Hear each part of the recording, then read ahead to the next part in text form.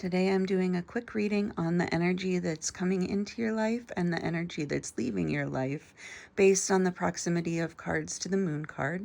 I'm using the Guardian of the Night deck by M.J. Cullinan. Hopefully I'm pronouncing that right. And the Ace of Cups was the energy that is getting ready to leave. And it says, the Ace of Cups ushers in a moment of emotional clarity and soulful connection. When this card appears, it's an invitation to let go of overthinking and allow your intuition to guide you. You may feel called upon to open your heart more fully, to love, to vulnerability, to the flow of emotion that brings renewal and joy. So I really was surprised because I feel like I'm always trying to make sure that I'm being honest with folks, being caring to folks, and being sort of, emotionally stable and giving people what they need. So the idea that that energy is leaving is a little surprising because I wouldn't think that you'd ever want emotional maturity and kindness towards other to leave your life. So basically, what I took this to mean is that instead of giving all the feelings and letting that cup of emotion and feelings and human connection overflow with no purpose, the time might be right to sort of strategize where that flow is going. And if we're trying to pour out of a situation that we think, we're never going to run out of love. We're never going to run out of human connection, but that maybe the river isn't flowing as high as it sometimes does. So, maybe the time is right to sort of evaluate whether we need to close the tap a little bit and not have the tap blasting full force. So I think that's helpful, but it's a little scary to kind of see, okay, well, you don't need to be giving as much as you've been giving in the realm of emotions. And then I got the Six of Wands for the energy that's coming into my life. And it says, victory is yours. Soak it in. The Six of Wands is that moment when all the hard work, late nights, setbacks, and self-doubt culminate in a public win. Whether it's a promotion, the successful launch of a project, or simply a hard-earned personal breakthrough, now let yourself be seen. This is your chance to accept praise with grace and allow yourself the confidence boost that comes from acknowledgement. But remember, a single victory is a stepping stone, not the summit. Celebrate it, yes, but then keep moving, keep building. The Six of Wands also reminds you that no success is achieved in isolation. Take a moment to reflect on who helped you get there and express gratitude. This is not only deepens your connection with others, it grounds your pride in humility and perspective.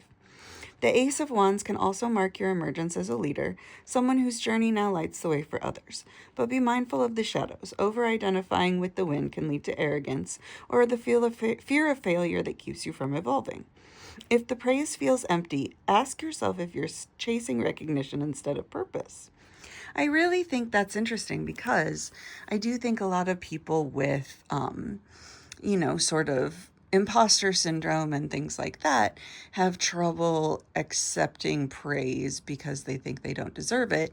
So there can be kind of two sides to accepting praise.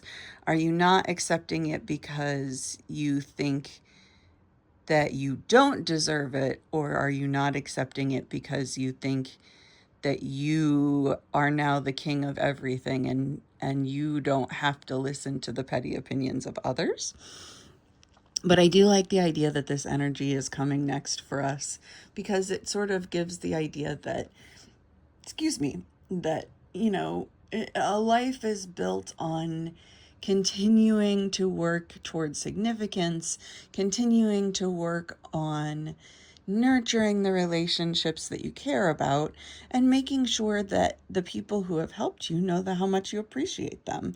So I do see this, reading as a continuum of, you've been pouring emotions into folks, you've been pouring community into folks, and you need to evaluate where the community already has all the help it needs and who might benefit from a little bit of extra help from the people around them. And then also the idea that you've been building these communities, you've been helping these communities, and that you are now experiencing a successful moment with the help of those communities and possibly in those communities, and kind of working on making sure that everybody feels like they've been brought along for the ride as much as they want to be, and that they know that you appreciate them and their help so far, and kind of using this as a way to remain in touch with how you're feeling about yourself, remain confident, remain proud of yourself, remain committed to living your values and bettering the world and helping humanity. But also don't look at it as the pinnacle, because then you might not ever try for anything else, and then your help for community will kind of wither on the vine. I saw a oh gosh, Last Meals with Mythical Kitchen, where Christoph Waltz was talking about, using his knowledge to help spread understanding among other folks. And it really hit me. You can live like a hermit at the top of a mountain and be surrounded by books and blankets and everything wonderful to enjoy yourself.